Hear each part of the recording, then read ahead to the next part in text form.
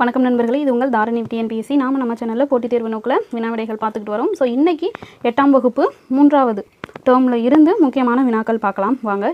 மறக்காமல் இதே மாதிரி முக்கியமான வீடியோவுக்கு நம்ம சேனலை மறக்காமல் சப்ஸ்கிரைப் பண்ணிங்க. முதல் கேள்வி, அங்கு சென்றான் இதில் வல்லினம் மிக காரணம் என்ன அப்படின்னு கேட்டிருக்காங்க. அதாவது அங்கு சென்றான் அப்படின்றதுல வல்லினம் மிக காரணம் என்ன அப்படின்னு கேட்டிருக்காங்க. ஸோ அங்கு, இங்கு, அங்கே, இங்கே அப்படிலாம் சொல்லுவோமா, அதெல்லாம் என்ன பெயர்கள்?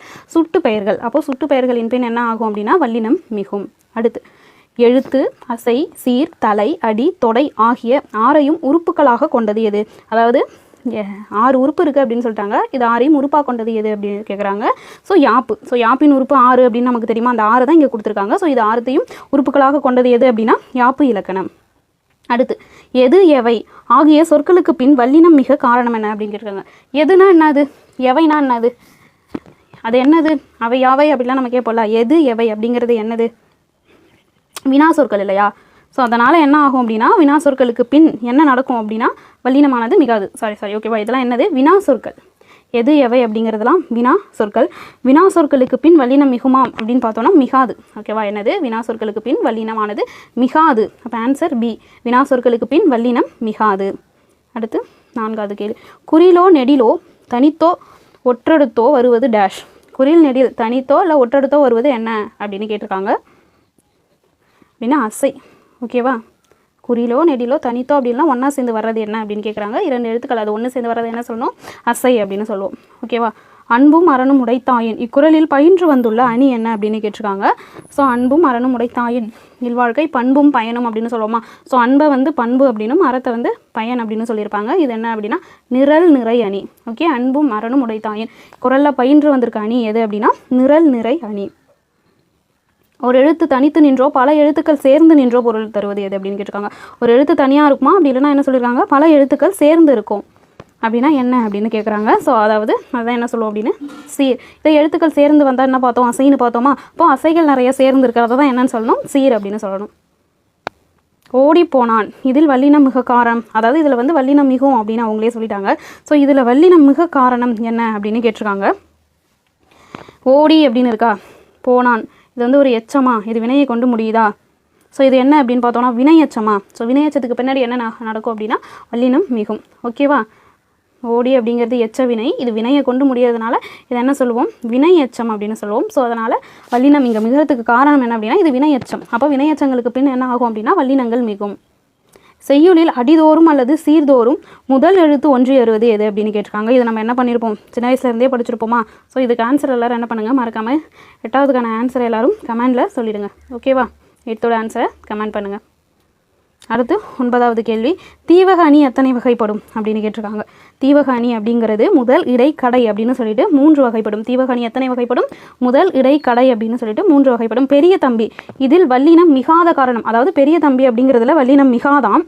ஏன் மிகாது அப்படின்னு காரணம் கேட்டிருக்காங்க. ஓகேவா, தம்பி அப்படிங்கிற பெயர் சொல்லுங்க இருக்குது. இங்கே வந்து ஒரு பெரிய சவுண்டு. ஓகேவா, அப்போது இந்த பெரிய அப்படிங்கிறது என்னது? ஒரு பையன் இருக்காமல் பெரிய தம்பி அப்படின்னு சொல்கிறாங்க. இது வந்து குறிப்பால் உணர்த்துதா, அவன் வந்து பெரியவன் அப்படின்னு சொல்லிட்டு நமக்கு என்ன சொல்லுது? குறிப்பால் உணர்த்துது. இந்த மாதிரி என்ன அப்படின்னா குறிப்பு பெயரச்சத்துக்கு பின் என்ன ஆகாது அப்படின்னா வல்லினமானது மிகாது. இது என்னது? குறிப்பு பெயரச்சம். இங்கே நமக்கு குறிப்பால் சொல்லுது. ஓகேவா, பெயரை கொண்டு இந்த எச்சவினை முடியுது. அப்போ இது பெயரச்சம். ஸோ குறிப்பு பெயரச்சத்துக்கு பின்னாடி என்ன ஆகாது அப்படின்னா வல்லினமானது மிகாது. யாப்புடைய உறுப்புகள் ஆல்ரெடி பார்த்தோம் இல்லையா. யாப்பின் உறுப்புகள் அப்படிங்கிறது 6 வகைப்படும் அப்படின்னு பார்த்துட்டோம். அதில் என்ன கேட்டிருக்காங்க அப்படின்னா தலை எத்தனை வகைப்படும் அப்படின்னு கேட்டிருக்காங்க. தலை பார்த்தோம் அப்படின்னா 7 வகைப்படும். தலை எத்தனை வகைப்படும்? 7 வகைப்படும். அடுத்து, இயல்பாய் நிகழும் நிகழ்ச்சியின் மீது கவிஞன் தன் குறிப்பை ஏற்றி கூறுவது எது அப்படின்னு கேட்டிருக்காங்க. ஸோ அவங்களே சொல்லிட்டாங்க, கவிஞன் தன் குறிப்பை ஏற்றி கூறுவது. இயல்பாக இருக்கிற நிகழ்ச்சிக்கு மேலே கவிஞன் தன் குறிப்பை ஏற்றி கூறுவது தற்குறிப்பேற்ற அணி. அவர் எது குறிப்பை ஏற்றி கூறுறாரா, அப்போ அதை தற்குறிப்பேற்ற அணி. காய்ச்சீர் என்று அழைக்கப்படுவது எது அப்படின்னு கேட்டிருக்காங்க. ஸோ காய்ச்சீர் என்று அழைக்கப்படுவது என்னன்னு சொல்லுவாங்க அப்படின்னா வெண்பா உரிச்சீர். ஓகேவா, என்ன சொல்லுவாங்க? வெண்பா உரிச்சீரை தான் காய்ச்சீர் அப்படின்னு சொல்லுவாங்க. அடுத்த கேள்வி, 4ஆம் வேற்றுமை உறுப்பு வெளிப்படையாக வரும் இடத்தில் வல்லினம் என்ன அப்படின்னு கேட்டிருக்காங்க. அதாவது 4ஆம் வேற்றுமை உறுப்பு வெளிப்படையாக வர்ற இடத்துல வல்லினம் மிகுமா மிகாதா அப்படின்னு கேட்டிருக்காங்க. ஸோ 4ஆம் வேற்றுமை உறுப்பு 2ஆம் வேற்றுமை உறுப்புலாம் வெளிப்படையாக வர்ற இடத்துல வல்லினம் கண்டிப்பாக மிகும். ஓகேவா, வல்லினம் மிகும். செய்யுளில் இறுதி எழுத்தோ அல்லது அசையோ ஒன்றி வருவது எது? அதாவது செய்யுளில் இறுதி எழுத்து அப்படி இல்லைனா அசை ஒன்றி வருவது எதுன்னு கேட்டிருக்காங்க. இதுவுமே நம்ம என்ன பண்ணியிருப்போம், 6th இருந்தே படிச்சிருப்போம். ஸோ இதுக்கான ஆன்சரும் என்ன பண்ணுங்க அப்படின்னா கமெண்டில் சொல்லுங்கள் மறக்காமல். ஓகே, அடுத்த கேள்வி. ஆடுபுலி இதில் வல்லினம் மிகாத காரணம். அதாவது ஆடுபுலி அப்படின்னு இருக்குது, இதை வந்து என்ன சொல்லிட்டாங்க அப்படின்னா வல்லினம் மிகாது அப்படின்னு சொல்லிட்டாங்க. ஆனால் அதற்கான காரணம் என்ன அப்படின்னு கேட்குறாங்களா. ஸோ ஃபஸ்ட்டு ஆடுபுலி எதில் வரும் அப்படின்னு நம்ம பார்க்கணும். ஆடுபுலி அப்படிங்கிறது எப்படி இருக்குது, காலத்தை காட்டுதான் நமக்கு.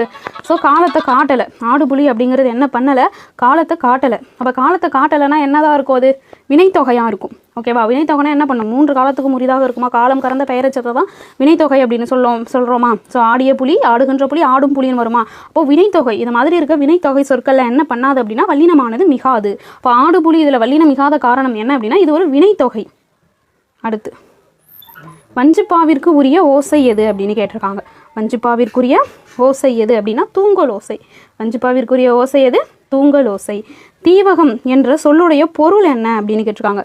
தீவகம் என்ற சொல்லுடைய பொருள் என்னது, தீவகம் என்றால் விளக்கு. ஓகேவா, தீவகம் என்றால் விளக்கு அப்படின்னு அர்த்தம். தன்னோடு ஒத்த சீர் வருவது எது அப்படின்னு கேட்டிருக்காங்க. தன்னோடு ஒத்த சீர், தன்னோடு ஒத்த சீர் வருவதை தலை அப்படின்னு சொல்லணும். தன்னோடு ஒத்த சீர் வருவது எது, தலை. தலை அப்படிங்கிறது யாப்புடைய 6 உறுப்புகளில் ஒன்று தான் என்னது, தலை. தன்னோடு ஒத்த சீர் வருவது தலை. சால, தவ, நனி போன்ற உரி சொற்களுக்கு பின் வல்லினம் மிகுமா மிகாதா அப்படின்னு கேட்டிருக்காங்க. ஸோ தால, தவ, நனி போன்ற உரி சொற்களுக்கு பின்ன என்ன ஆகும் அப்படின்னா வல்லினமானது மிகும். ஓகேவா, இங்கே இருக்கிற இந்த எழுத்துக்களுக்கு பின்னாடி இப்போ சால சிறந்ததுன்னு வருதா, அப்போ அந்த இடத்துல என்ன ஆகும், இப்போ சால சிறந்தது.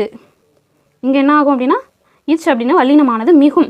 ஓகேவா, ஸோ சால, தவ, நனி போன்ற உரி சொற்களுக்கு பின்ன என்ன நடக்கும் அப்படின்னா வல்லினமானது மிகும். அடுத்து, ஒன்றே குலம் ஒருவனே தேவன் என்ற பாடலை இயற்றியவர் யார் அப்படின்னு கேட்டிருக்காங்க. இந்த பாடலை யார் இயற்றியிருப்பா அப்படின்னா திருமூலர் இயற்றியிருப்பார். எதில் இடம்பெற்றிருக்கும், திருமூலர் இயற்றிய திருமந்திரத்தில் இடம்பெற்றிருக்கும். அயோத்திதாசர் நடத்திய இதழுடைய பெயர் என்ன அப்படின்னு கேட்டிருக்காங்க. ஸோ அயோத்திதாசர் தொடங்கிய வார இதழ் இல்லையா, அந்த இதழோட பேர் என்னது, ஒரு பைசா தமிழன் அப்படிங்கிற வார இதழை 1907 ஸ்டார்ட் பண்ணியிருப்பாங்க. புத்த தத்துவத்தின் அடிப்படை கூறுகள் என்ற நூலை எழுதியவர் யார் அப்படின்னு கேட்டிருக்காங்க. அதாவது புத்த தத்துவத்தின் அடிப்படை கூறுகள் நமக்கு இருக்கும் இல்லையா, புத்தமும் அவரின் தம்மமும். ஸோ அந்த நூலை தான் இப்படி சொல்லியிருப்பாங்க. ஸோ புத்த தத்துவத்தின் அடிப்படை கூறுகள் அப்படிங்கிற நூலை யார் எழுதியிருப்பா அப்படின்னா அம்பேத்கர் அவர்கள் எழுதியிருப்பாங்க. அடுத்தது, யாதும் ஊரே யாவரும் கேளீர் என்ற வரிகள் இடம்பெற்றுள்ள நூல் எது அப்படின்னு கேட்டிருக்காங்க. ஓகேவா, யாரும் ஊரே யாவரும், யாதும் ஊரே யாவரும் கேளீர் அப்படிங்கிற லைனை யார் பாடியிருப்பா, கணியன் பூங்குன்றனார் பாடியிருப்பாரா. ஸோ எதில் இடம்பெற்றிருக்கும், புறநானூற்றில் இடம்பெற்றிருக்கும். அயோத்திதாசர் தென்னிந்திய சமூக சீர்திருத்தத்தின் தந்தை என அழைக்கப்படுறதுக்கான காரணம் என்ன அப்படின்னு கேட்டிருக்காங்க. அவர் என்ன பண்ணியிருப்பார், ஒடுக்கப்பட்ட மக்களுடைய உரிமைக்காக போராடி இருப்பார். அதனால தான் அவர் என்ன பண்ணுறாங்க அப்படின்னா தென்னிந்திய சமூக சீர்திருத்தத்தின் தந்தை அப்படின்னு அழைக்கிறாங்க. அம்பேத்கர் அவர்களுக்கு பாரத ரத்னா விருது வழங்கப்பட்ட ஆண்டு எது அப்படின்னு கேட்டிருக்காங்க. அம்பேத்கர் அவர்களுக்கு பாரத ரத்னா விருது வழங்கப்பட்ட ஆண்டு 1990ஆம் ஆண்டு வழங்கியிருப்பாங்க. மனித இயந்திரம் என்ற சிறுகதையின் ஆசிரியர் யார்? மனித இயந்திரம் என்ற சிறுகதையின் ஆசிரியர் யார் அப்படின்னு கேட்டிருக்காங்களா. ஸோ புதுமை பித்தன். மனித இயந்திரம் என்ற சிறுகதையோட ஆசிரியர் யார்? புதுமை பித்தன். பொறை என்னும் சொல்லின் பொருள் யாது? பொறை என்னும் சொல்லின் பொருள் யாது அப்படின்னு கேட்டிருக்காங்க. பொறை அப்படின்னு அதிலே இருக்கா, பொறையுடைமை நீங்காமை வேண்டின், அதாவது நிறையுடைமை நீங்காமை வேண்டின் பொறையுடைமை போற்றி ஒழுக்கப்படும். அதாவது நற்குணங்கள் நம்ம விட்டு நீங்காமல் இருக்கணும் அப்படின்னா நம்ம என்ன பண்ணணுமா, பொறுமையை போற்றி காக்கணும் அப்படின்னு திருவள்ளுவர் சொல்லியிருப்பார். அப்போ அந்த பொறை அப்படிங்கிற சொல்லுடைய பொருள் என்னது, பொறுமை. அம்பேத்கருடைய இயற்பெயர் என்ன அப்படின்னு கேட்டிருக்காங்க. ஸோ அம்பேத்கருடைய இயற்பெயர் பார்த்தோம் அப்படின்னா பீமாராவ் சக்பால். பீமாராவ் சக்பால். ஸோ மகாபாரதத்தில் வந்து பீமன் மாதிரி தன்னுடைய மகனும் வலிமையானவனா திறமையானவராக இருக்கணும்னு கேட்டால் அவங்க அம்மா வந்து பீம் அப்படிங்கிற பேரை வச்சதா சொல்லியிருப்பாங்க. ஸோ அம்பேத்கரின் இயற்பெயர் என்னது, பீமாராவ் சக்பால். உயிர்குணங்கள் என்ற கவிதையை இயற்றியவர் யார் அப்படின்னு கேட்டிருக்காங்க. யார்? அப்துல் ரகுமான். கவிக்கோ அப்படின்னு அழைக்கப்படுறவர் தான் யார்? அப்துல் ரகுமான். எப்படி அழைக்கப்படுறார்? கவிக்கோ அப்துல் ரகுமான். ஸோ உயிர்குணங்கள் என்ற கவிதையை இயற்றியவர் யார்? அப்துல் ரகுமான். ஸோ இன்றைக்கான கேள்விகள் முடிஞ்சிருச்சு. ஸோ இதே மாதிரியான முக்கியமான கேள்விகளுக்கு மறக்காமல் நம்மளோட சேனல் சப்ஸ்கிரைப் பண்ணுங்கள், உங்களோட ஃப்ரெண்ட்ஸுக்கு ஷேர் பண்ணுங்கள், கமெண்ட் பண்ணுங்கள், லைக் பண்ணுங்கள். இதே மாதிரி அடுத்த வீடியோவில் உங்களை சந்திக்கலாம். தேங்க்யூ.